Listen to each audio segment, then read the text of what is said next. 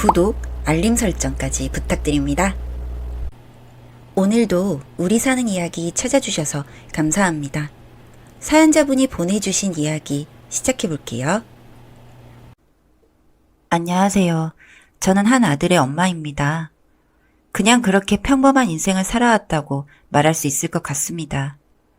하나뿐인 아들 하나를 키우면서 남들처럼 그렇게 살았죠. 그렇게 시간은 흘러 제 하나뿐인 아들이 장가를 간다고 했습니다. 아기였던 내 아들이 이렇게나 커서 곧 장가를 간다고 하는데 믿기지가 않았습니다. 그렇게 결혼하고 싶은 여자라고 데리고 온 며느리를 보면서 연애할 때부터 정말 우리 아들을 사랑하고 저에게도 잘해주니 안심하며 행복한 가정을 이루겠구나 생각하며 마음이 울컥해지고 그랬습니다. 그렇게 무난하게 결혼식을 끝내고 집으로 돌아와 이야기를 나누고 다음 날이 되었습니다.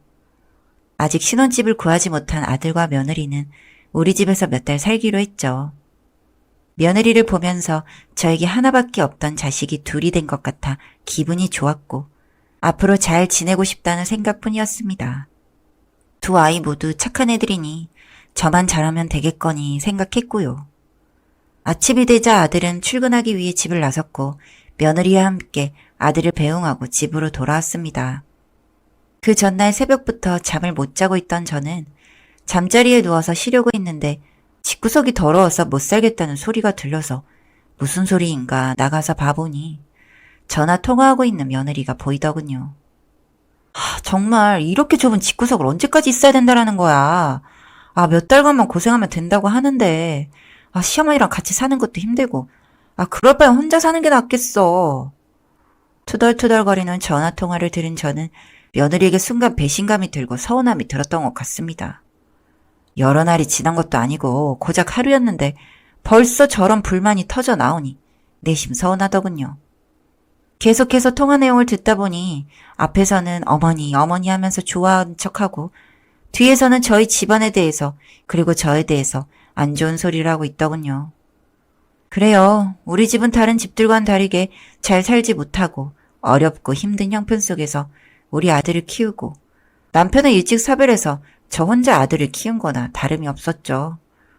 그 아들이 이제는 장가를 가서 새색시를 맞아서 결혼을 해서 행복했으면 하는 바람이었는데 벌써부터 이렇게 잡음이 나는 건가 싶었습니다. 사실 며느리의 집안은 저희보다 훨씬 형편이 나은 집이었습니다. 그래서 며느리는 살아오면서 물 한 방울 손에 안 묻히고 그렇게 살았다는 이야기를 들었지만 저 역시 며느리에게 집안일 시킬 생각은 없었기 때문에 크게 문제되지 않을 거라 생각했습니다. 그런데 그건 제 생각일 뿐이었나 봅니다. 통화 내용을 이미 들었으니 몰래 듣는 사람이 되고 싶진 않아 며느리에게 말했습니다. 아가야, 신혼집은 금방 구할 수 있을 거야. 좁은 집안이지만 우리 며느리는 힘들게 살지 않도록 내가 집안일 할 테니 쉬면서 지내면 좋겠구나. 어머니, 제가 이제 와서 이야기하는 거지만 정말 어떻게 이런 집에서 살 수가 있으세요? 저 봐요. 기어다니는 벌레, 바퀴벌레. 진짜 사람이 살 수 있는 집에서 살 것이지. 이게 집이에요? 짜증나 정말. 남편 오기 전까지 저 방에 들어갔을 테니까 부리지 말고 쉬게 놔두세요. 라고 말하면서 방문을 닫고 들어가는 며느리를 보며 가슴이 무너지는 것 같았습니다. 이렇게 혼자서 아들을 키우면서 살아온 저는 아들만 행복하게 잘 지내길 바랬는데 며느리를 보자 제 아들의 미래가 걱정이 되더군요. 무거운 마음을 가지고 밖으로 나가 저녁장을 보러 시장으로 가던 길 누가 길에 쓰러져 있더군요. 며느리와 있었던 속상한 일은 잊혀지고 어떻게 해야 하나 걱정이 앞섰습니다. 아니 이게 무슨 일이야? 괜찮으세요? 119를 불러야 되나? 정신 차리세요. 아저씨, 정신 차리시라고요. 여긴 어디지? 내가 왜 이곳에? 아니 길바닥에 쓰러져 있길래 무슨 일인가 해서 달려왔네요. 괜찮으신 건가요? 머리가 아픈데 여긴 어딘가요? 여기 서울인데 한국 사람 아닌가요? 보기에도 약간 이국적인 모습으로 생긴 분이었습니다. 한국 서울인가요? 기억이 나지 않는데. 우선 경찰에 신고할 테니 가서 거기서 이야기를 나누셔야 될 것 같네요. 이 근방에 근찰서가 있을 텐데. 그 순간 이국적으로 생긴 아저씨의 모습을 살피는데 심상치가 않았습니다. 갑자기 일어나서 휴대폰을 꺼내더니 영어로 이야기를 하더군요. 뭐지? 역시 외국인인가 생각을 하고 있던 중 전 이만 가볼게요. 휴대폰도 있고 전화하는 사람도 있으면 아마 찾으러 오겠네요. 이제 제 일을 보려고 가는 순간 갑자기 잠깐만요. 네? 기억이 났어요. 네? 기억이 났는데 혹시 절 도와주실 수 있으실까요? 무슨 말씀이시죠? 아, 인사가 늦었군요. 저는 미국에서 사업을 하고 있는 사업가 존입니다.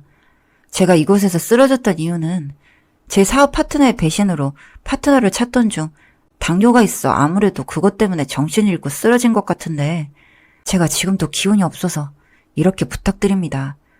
절 부축 좀 해주실 수 있을까요? 죄송합니다. 저는 당황스러웠습니다. 길 가다가 쓰러진 사람을 발견했더니 계속 제게 부탁을 하니 무섭기도 하고 그렇더군요. 저는 거부하고 경찰서 가서 이야기를 나누라고 말하고 돌아섰죠.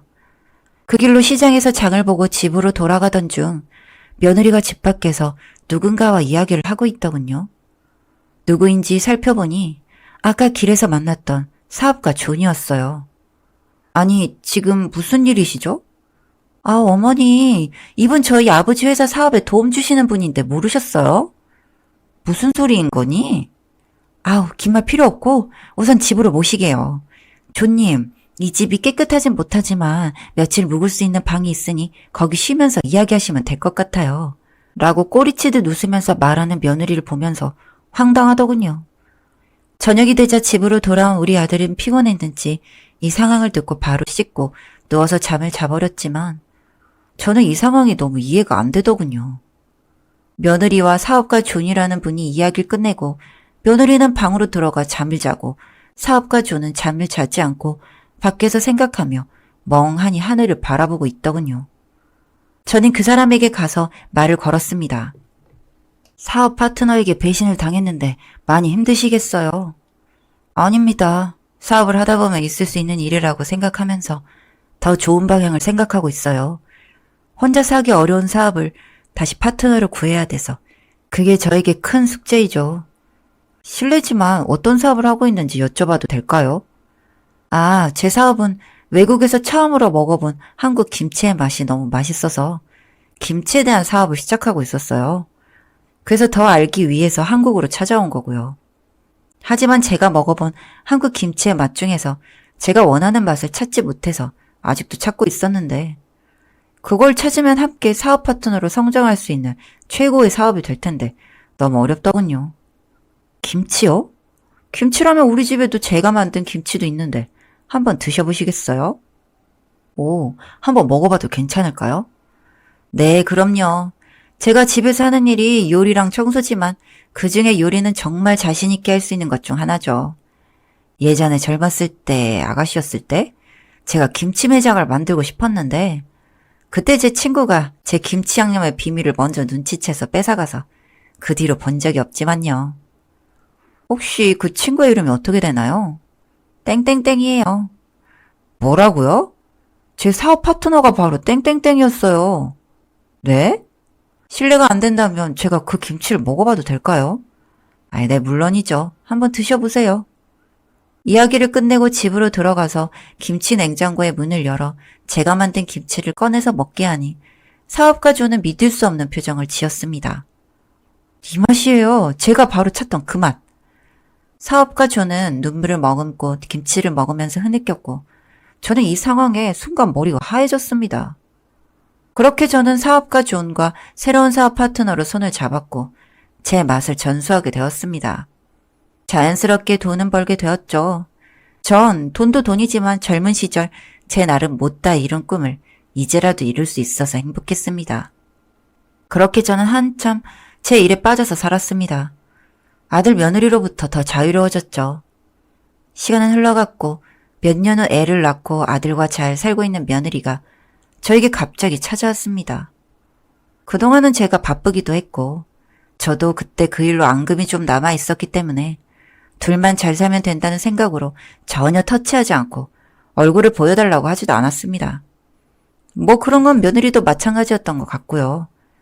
몇 번의 명절이 지나갔지만 한 번도 찾아오지 않았으니까요. 그런데 애 키우면서 살고 있던 며느리가 온 거였습니다. 그것도 갑자기 말이죠. 어머니, 잘 지내셨죠? 너무 오랜만에 인사드려요. 그동안 너무 바쁘시다고 해서 저도 찾아뵙지 않았거든요. 그런데 남편이 요즘 어머니가 사업으로 많이 바쁘시다고 하셔서 혹시나 도와드릴 게 있을까 해서 찾아왔어요. 아무래도 이런 일일수록 남의 손에 맡기는 것보다는 가족이 나을 것 같아서요. 저 정말 딸 같은 며느리가 되고 싶었거든요. 며느리의 말이 끝나자 참 저는 가증스럽다는 생각밖에 들지 않더군요. 별 볼 일 없을 때는 얼굴 한번 안 비추더니 이제 와서 저렇게 나오는 게 참 어쩜 사람으로 저럴 수 있나 싶었습니다. 며느리의 이야기를 듣고 전 웃으며 대답했습니다. 그래, 오랜만이다. 네 말이 다 맞지. 사업은 남보다는 가족이면 더 믿을만 하지. 그런 의미에서 김치 한번 맛보겠니, 아가야? 네, 좋죠, 어머니. 이제 막 담근 김치라서 아주 맛있을 거다. 라고 이야기를 하며 손으로 김치를 꺼내며 며느리에게 주려고 하는 순간 지난 과거들이 스쳐가더군요. 못 산다고 구박하던 며느리, 내가 없을 때 날 흉보던 며느리. 지난 과거를 생각하니 전 손이 부들부들 떨려왔고 치밀어 오르는 화를 주체하지 못하고 김치를 며느리 얼굴에 던져버렸습니다. 거기에 옆에 맛보느라 두었던 김치 양념 속까지 다 며느리에게 들이부어버렸죠. 며느리는 순식간에 김치 인간이 되어버렸고 저는 그 순간 통쾌함을 느꼈습니다. 어떤 애 아가야? 입으로만 맛보라는 법 있니? 사업을 하려면 온몸으로 김치를 느껴야지. 안 그러니? 그런데도 더 놀라운 건 온 몸뚱이에 김치를 묻히고도 웃는 며느리였습니다. 참 돈이 무섭더군요. 눈에서는 눈물이 나오고 있는데 웃으면서 맛있다며 언제부터 출근하면 되겠냐고 묻는 며느리. 그러면서 당당하게 포부까지 밝히더군요. 제 뒤를 잇고 싶다고요. 그래서 전 한마디 해줬습니다. 아니, 앞으로도 지금처럼 쭉 이렇게 살면 된다. 너희끼리 어떻게 살든 궁금하지 않구나. 난 이제 진정 내 인생을 살아가려고 하니까 허튼 수작 부리지 마렴. 다음에 또다시 한번 찾아온다면 그땐 이걸로 안 끝난다. 널 장독에 담아 땅에 묻어버릴 생각이니까 썩 꺼지렴. 이 말을 끝으로 며느리는 집 밖으로 나가더군요. 나중에 아들에게 들은 이야기로 며느리의 친정 쪽 사업이 아주 망하게 되었다는 것이었습니다. 그렇게 잘난 척을 하더니 꼴 좋다 싶었죠. 그래서 자신이라도 집을 일으켜보고자 제 밑에 들어와서 일하려 했다는데 참 헛웃음이 나올 지경이었습니다.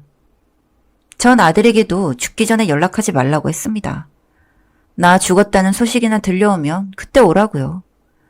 아들이 선택한 여자이니 제가 헤어져라 말아 할 순 없으니 그냥 이렇게 저 혼자 즐겁게 살다가 세상 떠나려고 합니다. 제 이야기 들어주셔서 감사합니다. 사연은 여기까지였고요. 우리 사는 이야기 시청해주셔서 감사합니다.